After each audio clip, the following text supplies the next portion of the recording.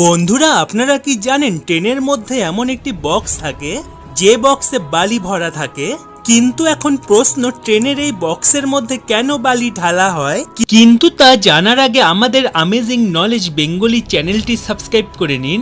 আর আমাদের amazing knowledge Bengali চ্যানেলের video, audio অন্য অনেক নকল চ্যানেলে ব্যবহার করা হয়, তাই আপনারা আমাদের আসল চ্যানেলটি সাবস্ক্রাইব করে পাশে থাকবেন। আসলে ট্রেনের ট্র্যাক যখন ভেজা থাকে বা ট্রেনকে যদি কোনো খাড়ার ওপর চড়তে হয়, তখন এই বালির বক্স থেকে অটোমেটিক বালি রেলের ট্র্যাকের ওপর পড়তে থাকে। ট্রেনের চাকা যেন পিছলে না যায়, এই জন্য রেল লাইনের ট্র্যাকের ওপর সবসময় ট্রেন থেকে বালি পড়তে থাকে। কারণ রেল লাইনের ট্র্যাক যদি ভেজা থাকে তাহলে ট্রেনের চাকা পিছলে যাওয়ার ভয় থাকে, যা থেকে একটি বড় দুর্ঘটনা ঘটতে পারে। এই থেকে বাঁচার জন্য ট্রেনের স্যান্ড বক্সে শুকনো বালি ঢালা হয়। যখনই ট্রেনের চাকা স্লিপ করতে থাকে তখন অটোমেটিক এই বক্স থেকে বালি পড়তে থাকে।